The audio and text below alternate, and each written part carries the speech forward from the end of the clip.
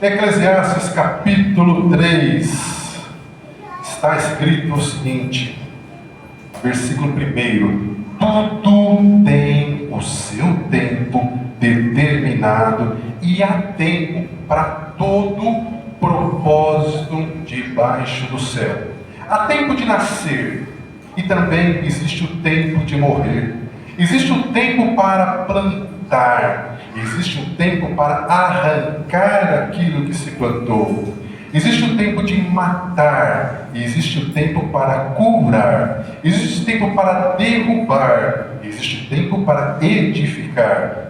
Existe tempo de chorar e existe tempo de rir, glória a Deus por isso. Existe tempo de prantear e tempo de saltar de alegria. Existe tempo de espalhar pedras e tempo de ajuntar pedras. Existe um tempo de abraçar e também existe um tempo de afastar-se de abraçar. Existe o tempo de buscar e existe também o tempo de perder. Existe um tempo de guardar, existe também um tempo de jogar fora. Existe um tempo de rasgar, mas também existe o tempo de costurar. Existe um tempo de estar calado, mas também existe o tempo de falar. Existe o tempo de amar, mas também existe o tempo de aborrecer. Existe o tempo de guerra e também existe o tempo de paz. Que proveito tem o trabalhador naquilo com que se fadiga? Viu o trabalho que Deus impôs aos filhos dos homens para com eles os afligir.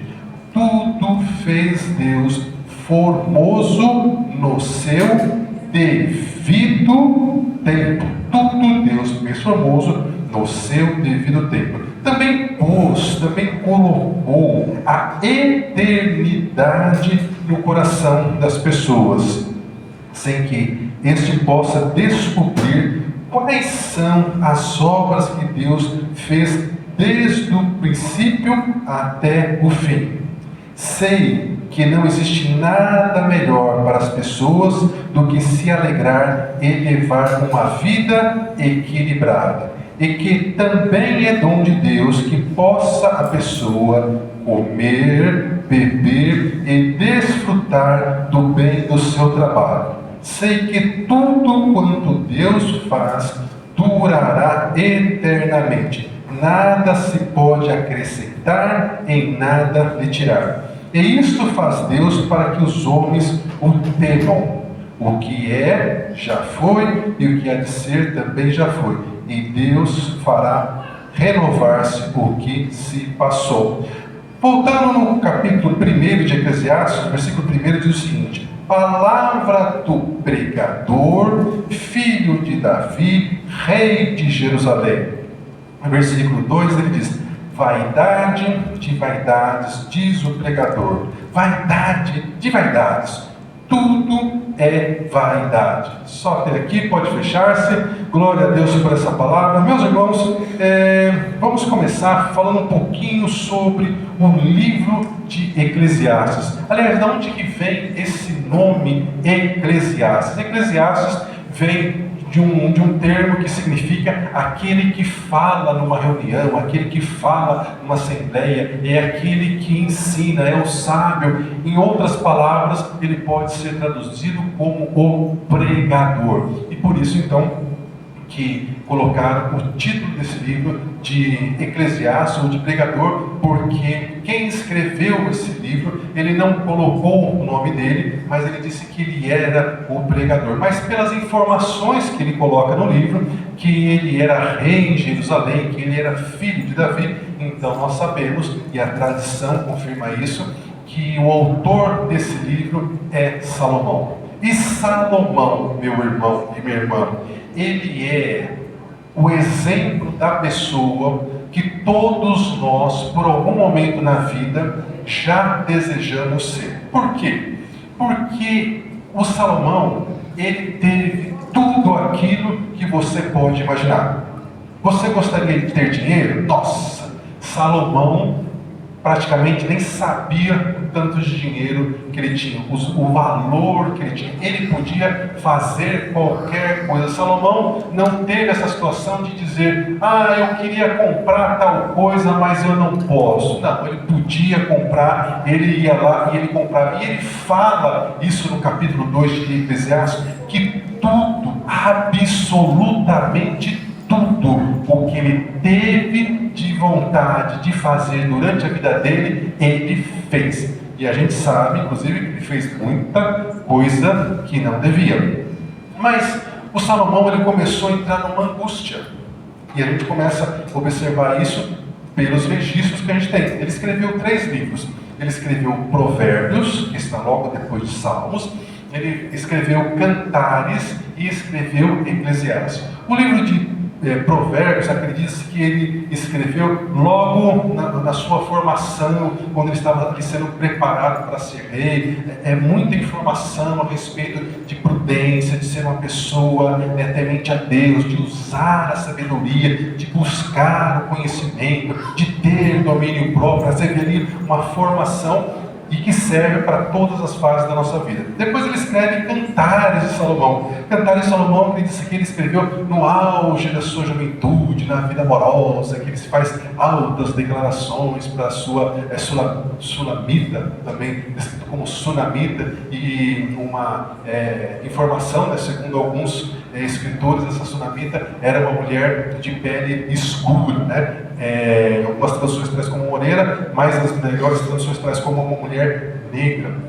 E isso é muito interessante, porque Salomão, na busca desses prazeres, ele teve 700 esposas e 300 concubinas. A concubina era uma espécie de esposa de segundo grau, o que diferenciava é que ela não tinha o mesmo status, os filhos só tinham herança se o pai assim quisesse. Então, para você que é homem, que ouviu isso e vai ficar meio tentado, imagine você ter 700 sogras e além dos cunhados, pegando no seu pé. Deve ser uma coisa terrível, Mas, em meio a tudo isso, em meio a essas 700 mulheres, essas 300 concubinas, ele fez declaração de amor somente para uma única mulher, que é essa sunamita. Mas Salomão, ele buscou o sentido da vida em tudo aquilo que ele achou que ele poderia encontrar.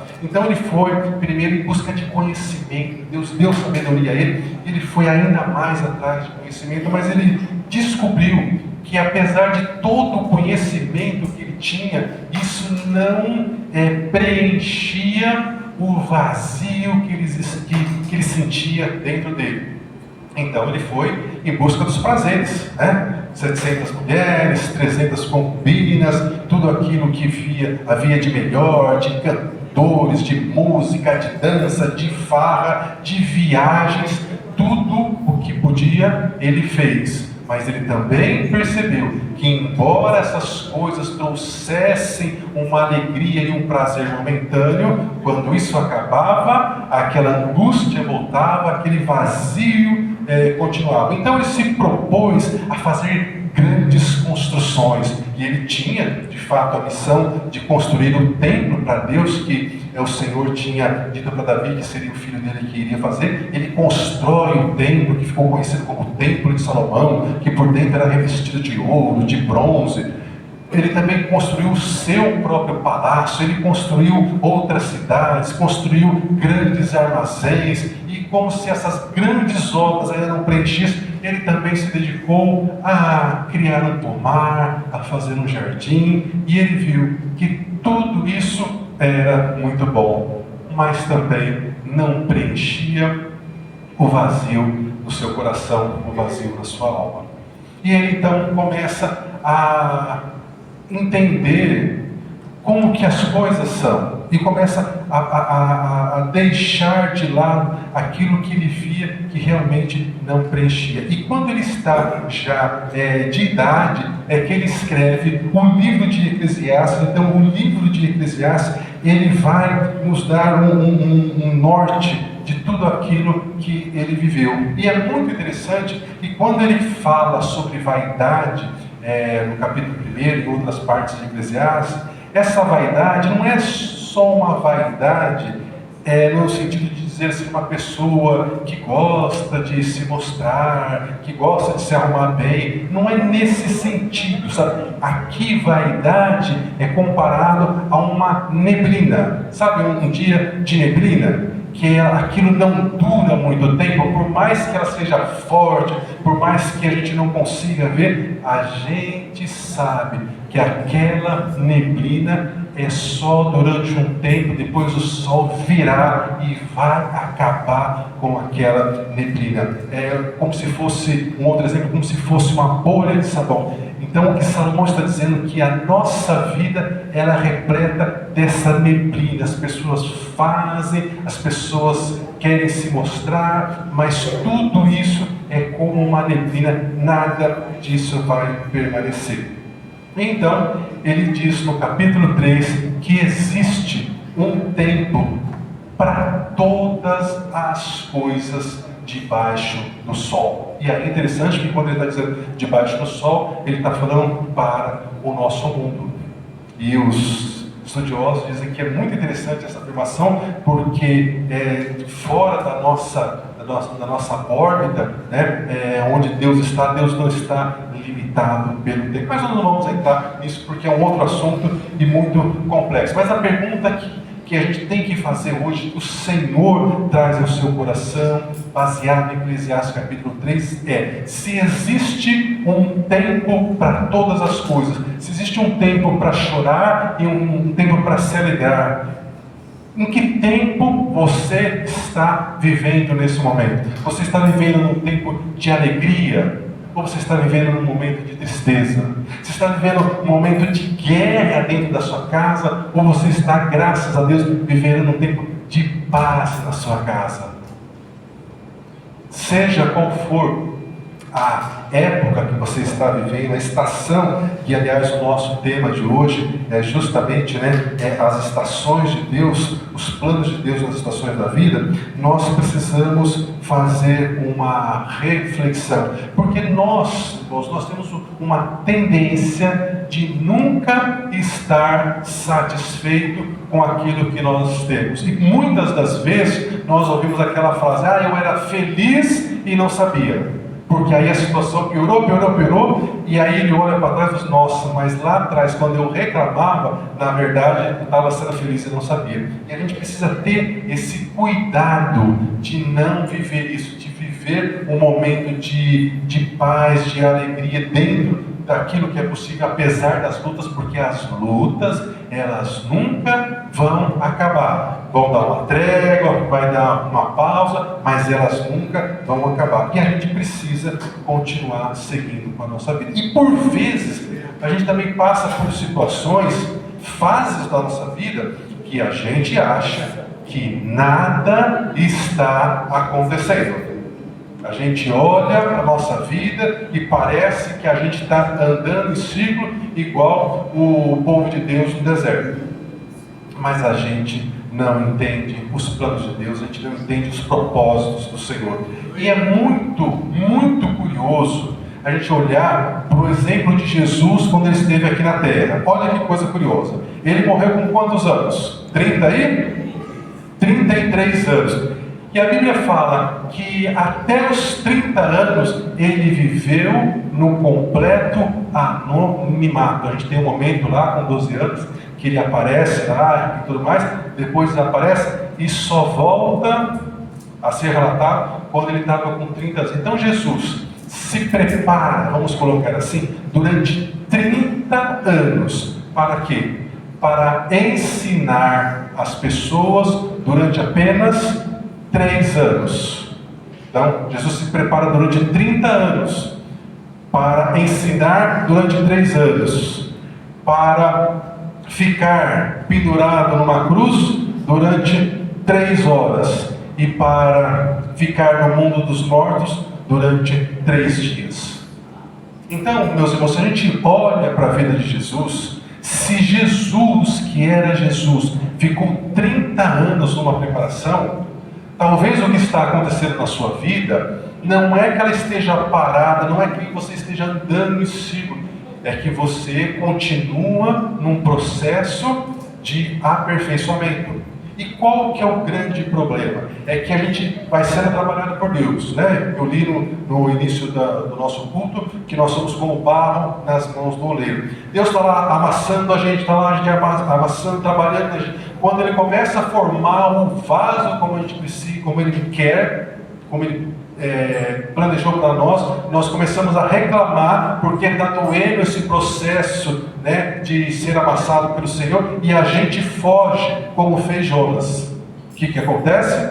Tem que recomeçar da onde parou. E por vezes isso custa muito caro. E a gente vê pelo exemplo de Jonas que não deixar Deus trabalhar tem um custo para nós. Jonas não precisava ter parado no ventre de um peixe. Era só ele ter pegado o bendito do barco e ter ido para Nínive.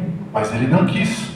E por vezes isso acontece conosco. Sabe, irmãos, eu tenho visto no nosso dia a dia como nós somos bons de palavras, mas somos ruins, péssimos com as nossas reações, com as nossas atitudes. Vocês se recordam que durante o tempo, uns 2, 3 meses, nós cantamos muito aquela música Escape, que fala que o inimigo cria laços embaraços. E todas as vezes que a gente cantava aqui, inclusive nos ensaios, Deus me trazia ao coração que a gente ia passar pela peneira de Satanás, da mesma forma que Jesus alertou que os discípulos iriam passar. E eu falei para o grupo que está próximo a mim, falei assim: olha, irmãos, nós vamos passar por uma peneira de Satanás. A gente tem que ficar atento aí, porque alguma coisa vai acontecer. De fato, meus irmãos, aconteceu. E aconteceu. E como é que foi a reação das pessoas? Não foi da forma que tinha de ser. E eu entendo, porque nós somos humanos e a gente reage do jeito que a gente entende que é o certo. Só que entre aquilo que eu acho que é o certo e aquilo que a Bíblia diz que é o certo, por mais que me doa, por mais que eu não queira fazer, meus irmãos, eu tenho que fazer aquilo que a Bíblia diz que é o certo, porque se eu não fizer, vai acontecer exatamente como aconteceu com Jonas. Eu já tenho quase 60 anos, e quantas vezes eu sabia que eu tinha uma orientação da Bíblia de como cuidar de um determinado assunto, de como tratar daquele assunto, e eu achava que não devia ser daquele jeito, e eu fiz do meu jeito. E não demorou muito, e eu quebrei a cara, mas com vontade, sabe? Quando a vergonha é grande, foi desse jeito. Então, depois de um tempo, eu descobri que é melhor passar um pouco de carão, um pouco de vergonha por causa do meu orgulho no começo e fazer como Deus manda, do que passar muito mais vergonha, muito mais carão lá na frente. Fica mais barato, a conta é mais simples e eu não passo tanto tempo por situações. Então a gente tem essa dificuldade. Mas nós precisamos aprender com o Senhor aquilo que nós temos que fazer. E sabe, irmãos, falar é muito fácil. E talvez se você for como eu, talvez você diga assim: ah, pastor, mas o exemplo de Jesus não vale, porque afinal de contas é Jesus. E eu concordo com você, porque eu falaria a mesma coisa. Não, Jesus não conta, porque Jesus é fora do normal, né? Então vamos para um outro exemplo. Vamos para o exemplo de José no Egito. Olha a situação de José no Egito. Você conhece a história. Desde o nascimento dele até os seus 17 anos, ele morava na casa do pai, ele era o filho queridinho, era tudo do bom e do melhor, estava ali sossegado. Tinha lá umas picuinhas, umas intrigas com os irmãos, mas até aí normal, toda a família tem isso e tudo mais. Então, meus irmãos, ele recebe uma revelação do Senhor, que ele iria ser um líder, que ele iria fazer muitas coisas, que ele iria inclusive ver os seus irmãos, que eram mais velhos do que ele, ajoelhados aos pés dele, e ele, sem maturidade, sem conhecimento das coisas, ele conta isso para os irmãos, conta isso para os pais, E isso gerou um problema. Então, os irmãos, movidos de ciúmes, vocês conhecem a história, começam uma trama, e aí começa uma nova fase, uma nova estação, um novo e terrível tempo na vida de José. Ele deixa de ser o queridinho dentro da casa do pai, ele é acorrentado, ele é vendido como escravo, ele vai parar na casa de Potifar, ali ele é um escravo, ele tem que fazer o que mandam ele fazer, ele vai comer aquilo que mandam, ele vai dormir na hora que mandam, e como se não tivesse ruim, as coisas vão continuar a piorar cada vez mais na vida de José. E aí então na casa de Potifar, onde a hora que parecia que tinha dado uma estabilizada nas coisas, a mulher do Potifar inventa que José tinha tentado violentá-la, ele então agora é injustamente condenado, e agora ele vira presidiário. Se fosse você no lugar de José, sem saber como é que essa história ia terminar, como é que você iria agir? Não sei você, mas eu ia ficar muito revoltado. Senhor, como que é isso? O Senhor me deu promessas, o Senhor falou, o Senhor mostrou, e agora eu estou aqui vivendo assim, desse jeito, onde já se viu, porque é a nossa reação. Só que o José, ao invés de fazer, talvez como eu faria, talvez como você faria, como Jonas faria, o José continuou servindo a Deus. Na casa de Potifar, tudo que colocava nas mãos de José prosperava. Na prisão, tudo que o carcereiro mandava José fazer prosperava. Então chegou um momento que na casa de Potifar era José que administrava, na prisão era José que administrava.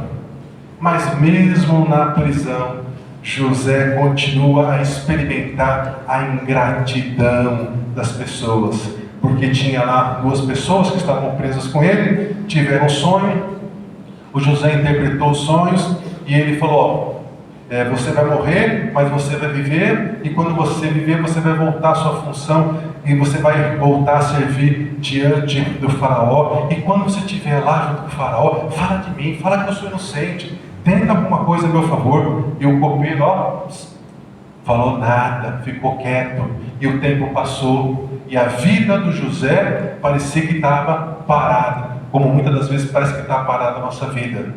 Mas irmãos, enquanto José achava que a vida dele estava parada, Deus estava trabalhando no José, estava moldando o barro chamado José, preparando o orgulho do José, o ego do José, para que ele conseguisse ser uma pessoa humilde, que ele conseguisse perdoar as pessoas, que ele conseguisse entender por que as pessoas reagem da forma que elas reagem, para que José fosse trabalhado através desse sofrimento, para que ele não quisesse se vingar, para que ele não quisesse retribuir o mal que fizeram a ele, mas que ele fosse uma pessoa de bom coração.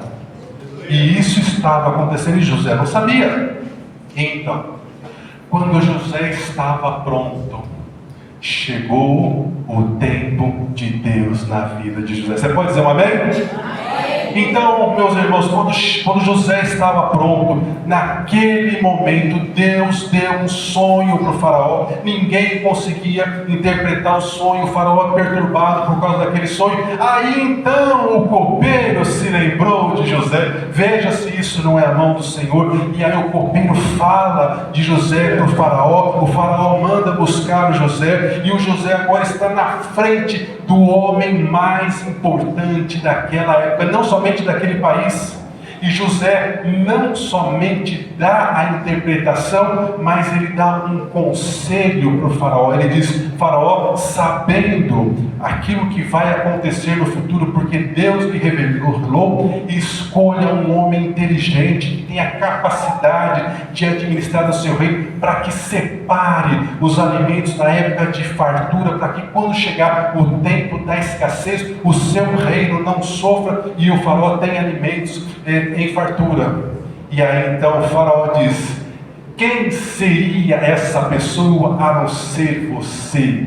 E José não sabia que naquela noite anterior ele iria dormir pela última vez como presidiário, iria amanhecer e se tornar o segundo homem mais importante da sua época. Meus irmãos, José viveu 13 anos de agonia, e quem já esteve preso sabe que um dia na cadeia é como se fosse 1000.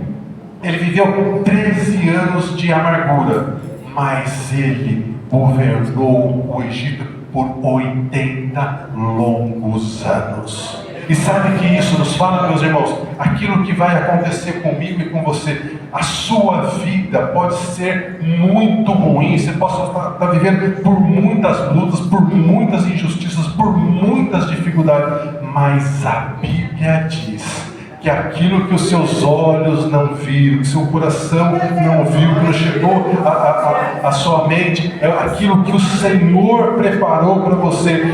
E é por isso, meus irmãos, que o apóstolo Paulo diz, que as lutas, as dificuldades que nós estamos passando não são comparáveis com a glória que o Senhor nos dará.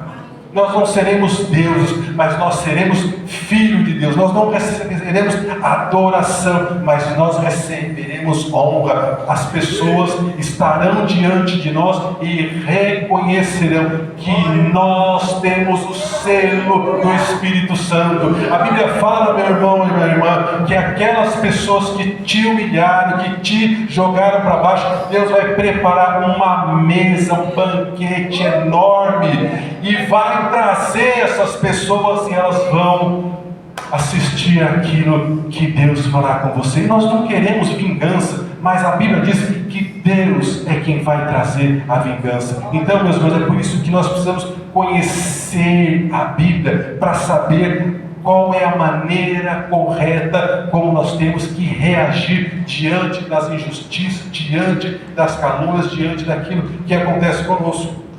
Então, meu irmão e minha irmã, talvez você não esteja entendendo o tempo que você está vivendo. Talvez você esteja passando por tantas lutas, por tantas dificuldades. Talvez você tenha já orado e pedido ao Senhor que Ele te desse uma resposta, te desse algum livramento, e até agora nada aconteceu.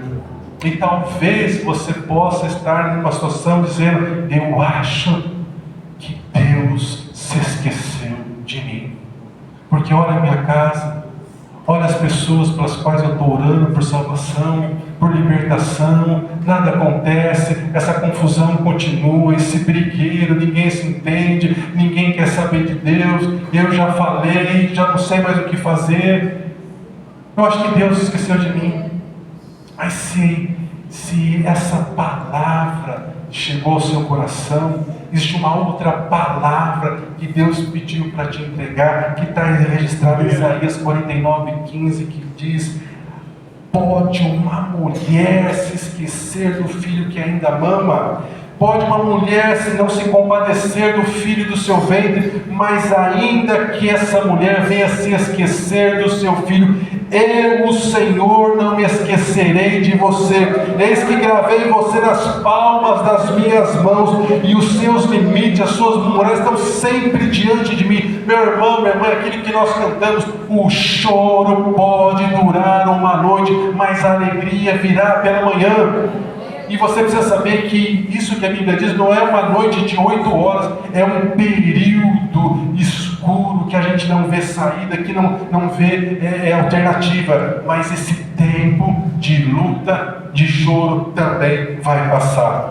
Deus não desperdiça o tempo, Deus não desperdiça as suas lágrimas. Deus sabe das injustiças que você está passando, de cada momento que você foi humilhado, que você viveu algo que você não deveria viver. Então, meu irmão e minha irmã, nós temos que olhar para o alto, nós temos que olhar para o céu. É que de lá que vem o nosso socorro. E a experiência de Salomão nos ajuda muito, porque depois de viver tudo aquilo que eu relatei para vocês de maneira resumida, Salomão fecha o livro de Eclesiastes dizendo no capítulo 12: de tudo aquilo que eu vivi e que que eu posso ensinar para vocês, a melhor coisa que eu tenho a ensinar para vocês, disse Salomão, é: lembre-se do seu Criador ainda nos dias da sua mocidade. Ou seja, não é só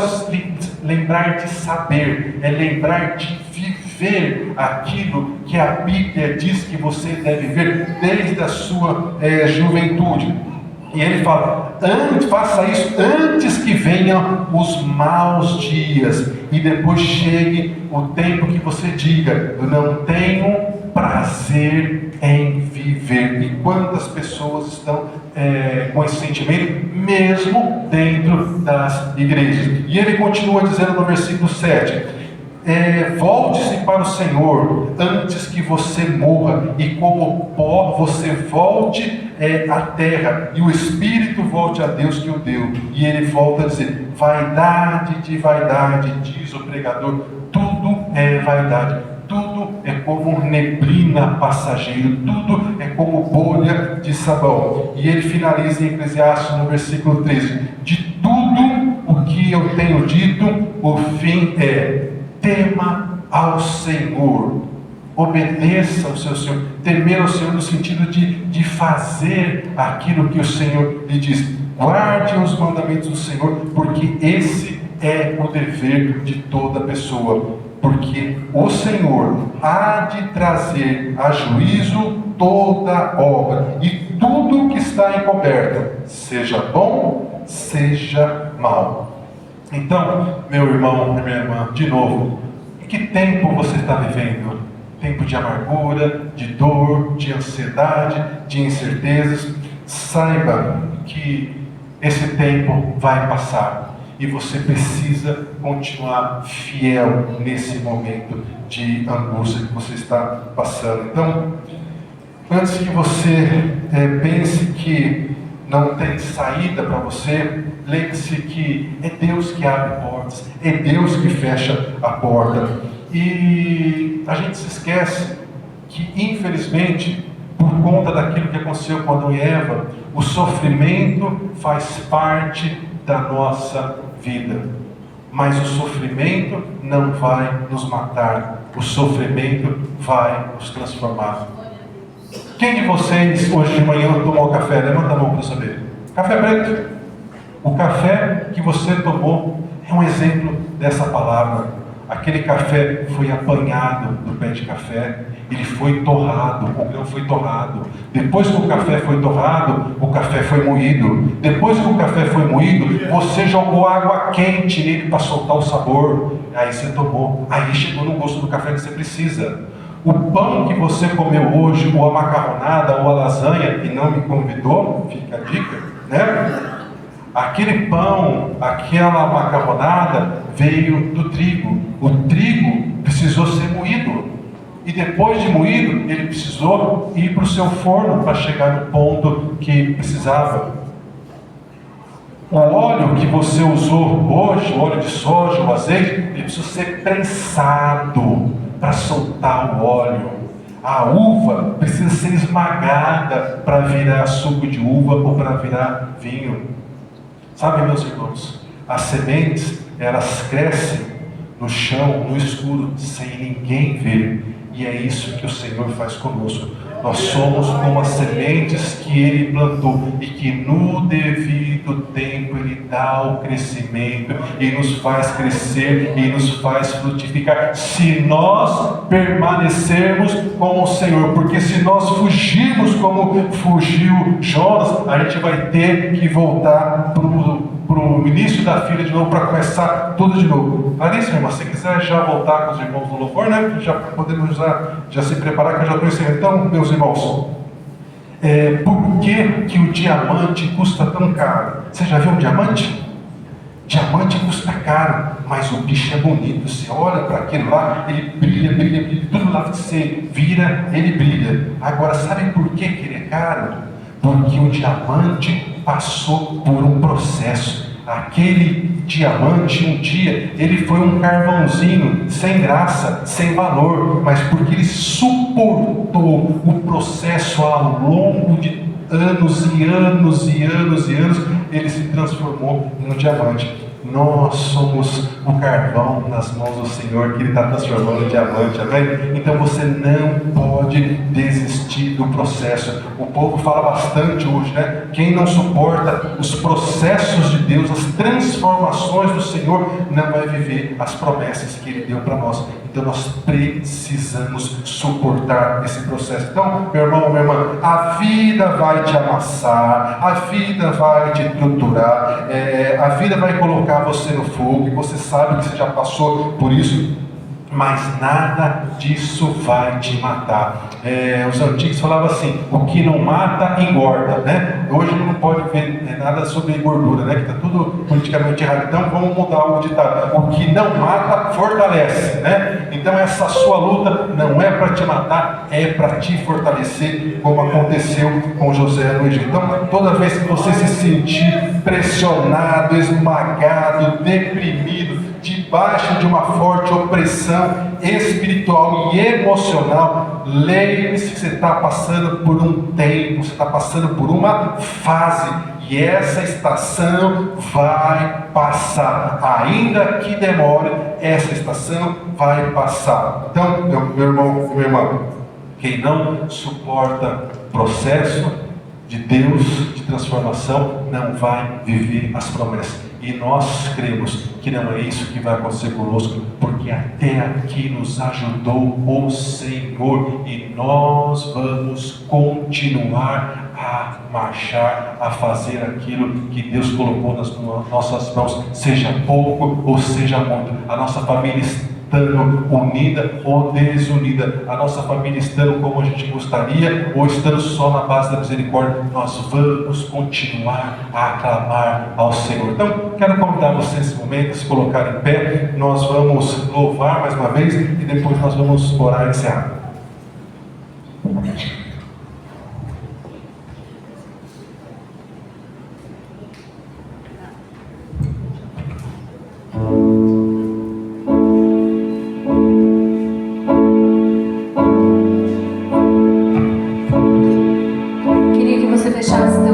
Nesse momento a gente vai cantar essa música novamente, e como a palavra do Senhor nos falou agora há pouco, que nós estávamos ouvindo o pastor pregando, e dizia assim que há tempo para todas as coisas, há tempo para chorar, há tempo para sorrir, há tempo para tudo na nossa vida. Tem tempo, e nós estamos passando por um tempo neste momento que muitas vezes a gente sentiu até mesmo uma sensação de luto, de perca. E eu sei que muitas vezes isso acontece também na tua casa, na sua vida particular. Muitas vezes você tem sentido a perca de alguma coisa. E eu queria que você nesse momento colocasse tua vida na presença de Deus. Se você quiser e você puder, fecha teus olhos e comece a pensar o tempo que você está passando. Qual o tempo que você está passando agora? Você está num tempo de alegria? Você está num tempo de renovo? Ou você está passando num tempo de dor? Num tempo de luta? Num tempo de perca? Qual o tempo que você está passando neste momento? Qual o tempo que você está vivendo hoje? Então eu queria que você guardasse essa canção no teu coração, e que você, conforme nós estivermos cantando, você vai colocando diante de Deus, porque eu creio que Deus fará grandes coisas nessa noite. Eu creio que o Senhor está fazendo já grandes coisas aqui nesta noite. Feche os teus olhos e adore ao Senhor Jesus.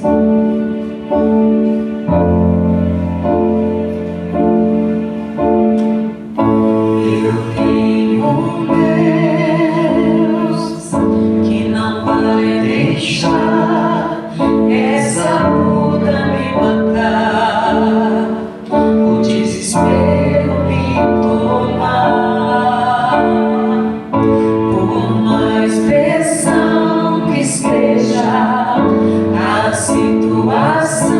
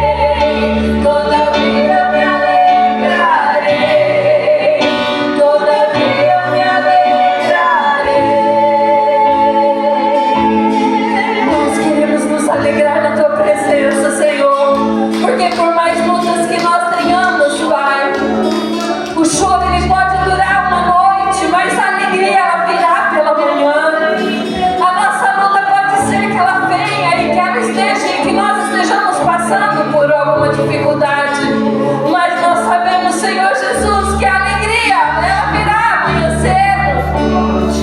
E se ela não chegar amanhã cedo, ela vai vir, porque nós estamos firmes no Senhor Jesus, que por mais lutas que nós tenhamos, Senhor, que por mais dor que nós passamos, Pai, nós sabemos em Deus que nós confiamos, nós sabemos o Deus que nós servimos, nós sabemos o Deus que nós servimos. Nós servimos a um Deus do impossível, nós servimos a um Deus que tudo pode, e Ele pode todas as coisas, e nós podemos todas as coisas, porque nós estamos firmes nele, nós estamos firmes no Senhor. Que tempo que nós estamos vivendo, Senhor Jesus, que tempo que nós estamos vivendo, que tempo que a tua igreja está vivendo, que tempo que eles estão vivendo, Senhor. Qual é a dor, Senhor, que está no coração desta mulher? Qual é a dor, Senhor, que está no coração deste homem? Qual é o problema, Senhor Jesus? Nada é maior do que o Senhor, nada é maior do que o Senhor. E eu quero declarar para você nessa noite, eu quero dizer para você nessa noite, nada é maior do que Deus na sua vida. Aquieta teu coração, tranquiliza a sua alma, confia neste Deus que tudo pode, confia nesse Deus que pode todas as coisas. Ele é acima de tudo, Ele está acima de todas as coisas. Ah, irmã Clarice, mas você não sabe a luta que é lá na minha casa. Irmãos, é porque você também não sabe a luta que é na minha. Então não se confia, você não fica falando coisas que muitas vezes a gente não sabe. Eu quero dizer para você que a luta que você tem na tua casa não é maior do que o Deus que você serve. A luta que você passa na tua família, com teus filhos e com teus parentes, ela não é maior do que o Deus que você serve. A luta que você passa com teu marido, ela não é maior do que o Deus que você serve. Deus está dizendo para você nessa noite: confia, confia, confia, confia. Alegria virá, essa alegria virá, ela virá sobre a sua vida. Ah, mas você diz assim, mas faz tanto tempo e eu estou buscando, eu já faço 45 anos que eu estou buscando, eu não desanimei. E você, às vezes, por causa que ele está passando aí 10 anos, 15 anos, 20 anos, você está já desanimada, cansada. Não, vamos adorar esse Deus, vamos servir esse Deus, porque nós adoramos Ele, não é pelo que Ele faz por mim,